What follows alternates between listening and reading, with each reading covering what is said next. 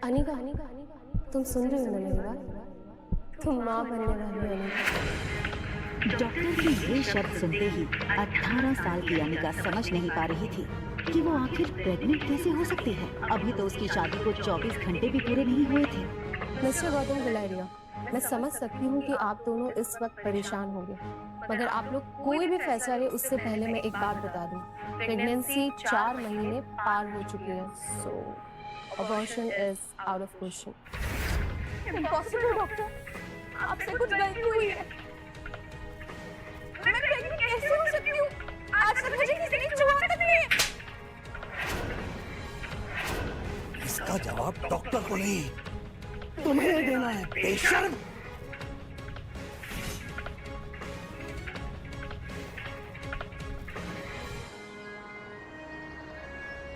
अक्सर कार की back seat पर बैठने वाले गौतम आज अनिका को पीछे बैठाकर खुद ड्राइवर के साथ वाली सीट पर बैठ गए थे, मानो ऐसा करके वो अनिका को अपनी नाराजगी जता रहे हों। अनिका जानती थी कि एक बेटी होने के नाते आज उसने अपने पिता को दुनिया का सबसे बड़ा दुख दिया था, एक बिन ब्याही माँ बनकर। इतना दुख उन्हें अनिका की माँ के गुजरने पर भी नहीं हुआ होगा। अनिका को ऐसा लग रहा था मानो आज मनाली का हर इंसान उसे सवालिया नजरों से बस एक ही सवाल पूछ रहा हो कि कौन है इस बच्चे का बाप। लेकिन इसका जवाब तो अनिका के पास भी नहीं था। गुलेरिया हाउस ब्रिटिश के जमाने का मकान था। कहा जाता था यहाँ इंग्लैंड के अधिकारी वेकेशन मनाने आते थे, लेकिन अच्छे से मेंटेन न करने की वजह से पिछले कुछ सालों से थोड़ा बंजर सा लगने लगा था।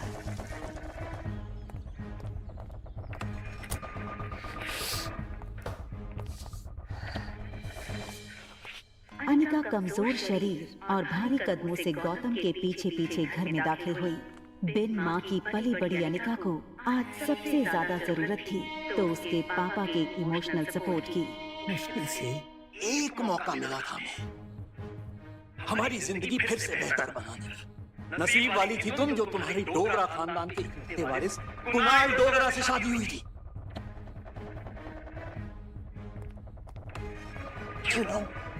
कितने पावरफुल होगा।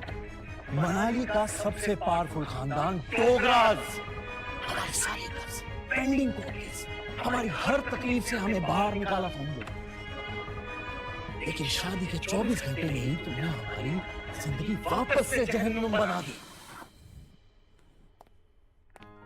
उन लोगों को अगर तुम्हारे इस कारनामे के बारे में पता चलेगा तो पता नहीं क्या होगा। और तुम्हारी छोटी बहन कामिनी, उससे कौन शादी करेगा? भले ही वो तुम्हारी सौतेली बहन हो, लेकिन तुम्हारे इस कारनामे की वजह से उसकी भी बदनामी होगी।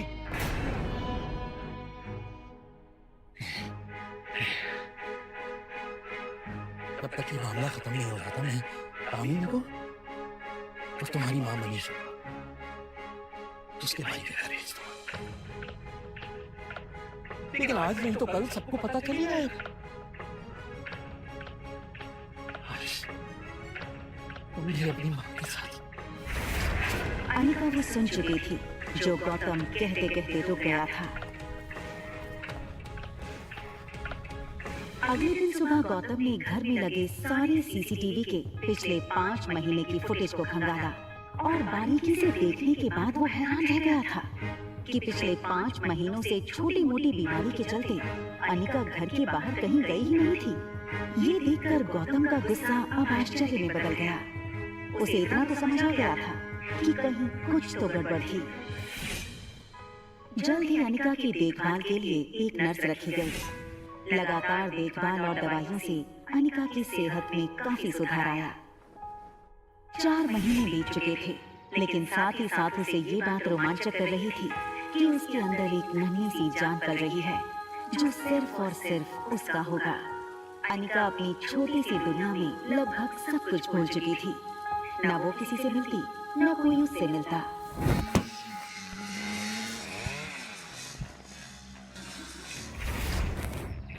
अनिका ने जैसे ही लड़की को देखा, उसकी धड़कन मानो डर और टेंशन से तेज हो गई। ये लड़का और कोई नहीं बल्कि अनिका का पति कुणाल डोगरा था।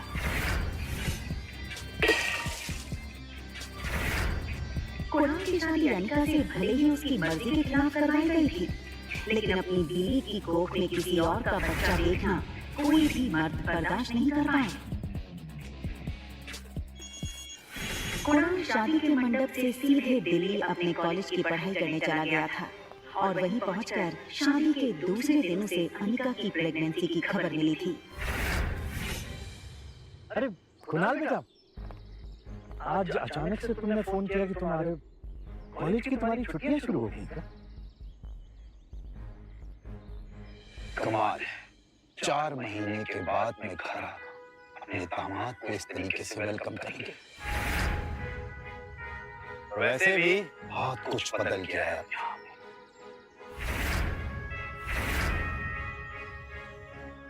आओ बेटा, अंदर चलकर बात करें। देखो कुणाल, अगर तुम इस शादी को तोड़ना चाहते हो तो मैं समझ सकता हूँ। तुम समझ सकते, लेकिन ये बात मेरे बुढ़े दादाजी नहीं समझ सकते। जबरदस्ती इस मोटी से मेरी शादी करा दी और अब वो चाहते हैं कि इसके इस पाप को मैं अपना नाम दे दूं। जब इसको देखता हूँ ऐसा लगता है कि ऐसे गुनाहों की सजा मिल रही है जो गुनाह मैंने कभी किए ही नहीं। देखो इस बेशर्म को कैसे खड़ी है। शादी के फेरे लेते वक्त किसी और का पाप लेकर के खड़ी थी बेड में।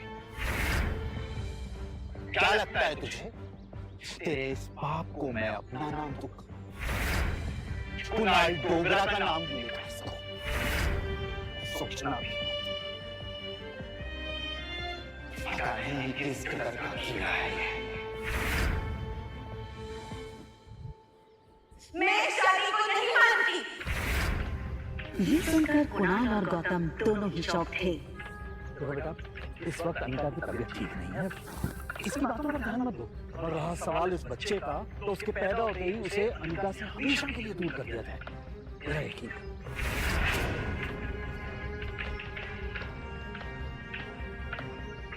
ठीक उसी पर अचानक से अनिका के पेट में जोरों से दर्द शुरू हो गया। दर्द के मारे एक झटके में अपनी पीठ के बल गिरी। मम्मा,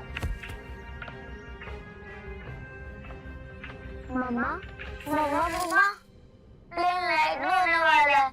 देखते ही देखते आज 6 साल बीत चुके थे और सामने थी उसकी 6 साल की बेटी रिया। रिया का मासूम चेहरा और उसकी खूबसूरत कथई आंखें देखकर अनिका की जान में जान आई। मम्मा, क्या हम पापा को ढूंढने जा रहे हैं मनाली? मैंने कितनी बार कहा तुमसे, तुम्हारे पापा नहीं है। कमाल मम्मा, हमारे तो टीचर सिखाते हैं कि सब बच्चों के मम्मी एंड डैड होते हैं। तो क्या मैं गिविंग वर्ड से आई हूँ या फिर मैं किसी जादू करके हेड से बाहर निकली हूँ? आब्राकडाब्रा, रिया बाहर आ जा। तो मनाली में मेरा भाई मिलेगा क्या? रिया का ये सवाल सुनकर अनिका गहरी सोच में डूब गई थी। उसे याद आ गया कि कैसे 6 साल पहले उसने मनाली के हॉस्पिटल में जुड़वा बच्चों को जन्म दिया था। अनिका के पापा गौतम की कद काठी के एक आदमी ने उससे उसके दोनों बच्चों को छीनने की कोशिश की थी। कमजोर अनिका ने बड़ी हिम्मत से उस आदमी को रोकने की कोशिश की और उसका सामना कर रिया को तो बचा लिया, मगर अफसोस कि वो अपने बेटे को नहीं बचा पाई और वो आदमी अंधेरे में उसके बेटे को लेकर भाग गया था। और इसी वजह से अनिका की मौसी उसे बचाकर बेंगलुरु ले आई थी, जहां अनिका का इलाज भी हुआ था।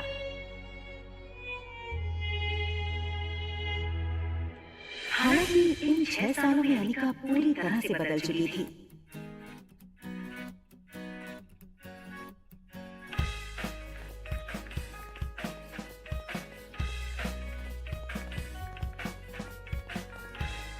हार्मोनल इम्बैलेंस की वजह से फूला हुआ उसका शरीर अब एकदम ही से नॉर्मल हो चुका था।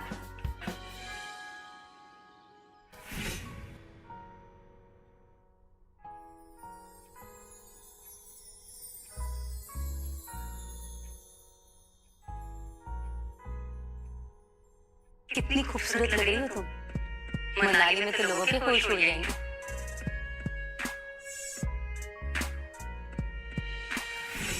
फ्लाइट अटेंडेंट हो या फ्लाइट के अन्य यात्री, सब लोग आते जाते अनिका पे एक नजर जरूर डालते, और डालते भी क्यों नहीं।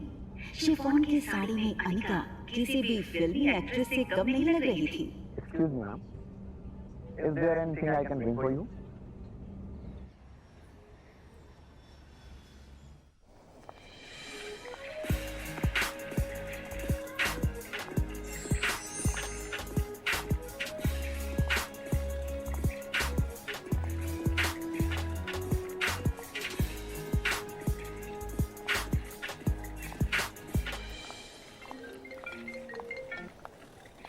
हेलो पा। तुम उसके साथ सीधा घर आना। यहाँ पहुँचते ही तुम्हें 2 पेपर्स पे साइन करना है, एक डिवोर्स पेपर और दूसरा वो। इतना कहकर गौतम अटक गया और फिर कुछ सोचकर उसने आगे कहा, यहाँ पहुँचते ही मैं तुम्हें सब समझाता हूँ।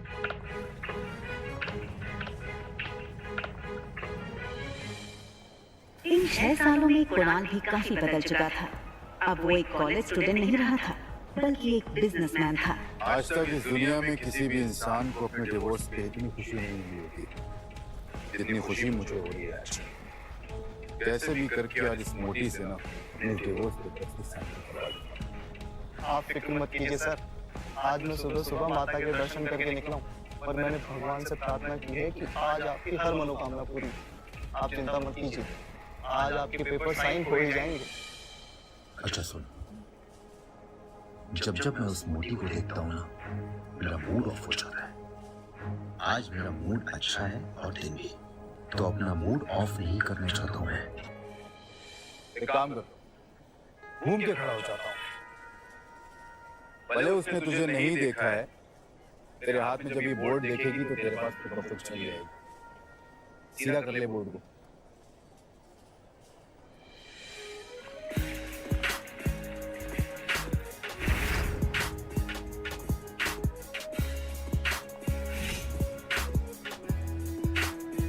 कुणाल ने एयरपोर्ट से बाहर आते हुए एक लड़की को देखा और फिर देखता ही रह गया। कुणाल बिना वक्त गवाए इस लड़की के सामने आकर खड़ा हो गया।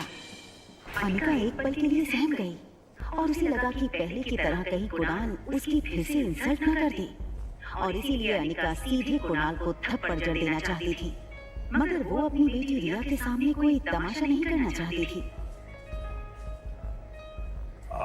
Hi miss gorgeous. अब लगता है मनाली में आप पहली बार आई, क्योंकि अगर आप पहले आई होती तो ये पॉसिबल नहीं कि आप मेरी नजर से नोटिस होती। टैक्सी। हाँ, टैक्सी की क्या जरूरत है?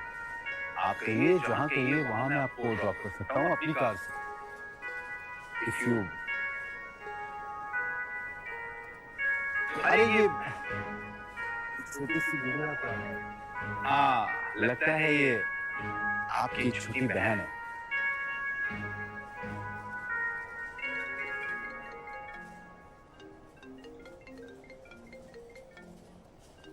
हाँ, क्या तुम्हें अनिका दिखी बेटा? ना दिखने के लिए आपकी बेटी कोई सुई तो है नहीं जो वो दिखेगी नहीं। जब आएगी तो वही तो दिखेगी। या ये कहूँ कि जब वो आएगी तो उसके पीछे के लोग भी नहीं दिखेंगे। तो दिखेगी तो बता दूंगा, रखिए। टैक्सी।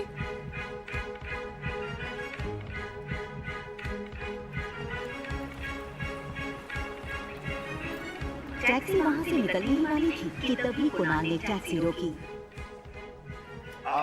मैम, अगर आप बेंगलुरु की फ्लाइट लेकर के आ रही हैं तो क्या आपने उस फ्लाइट में एक बहुत ही भद्दी और मोटी लड़की को लेकर गया? एक्चुअली वो ना 6 साल पहले 120 किलो की थी। तो पक्की बात, डबल सेंचुरी मार चुकी होगी। आपने नहीं देखा? आप अपना नाम तो बताओ। ये सुनकर अनिका ने बिना किसी भी हाव भाव से धीरे से कहा, अनिका को ले लिया।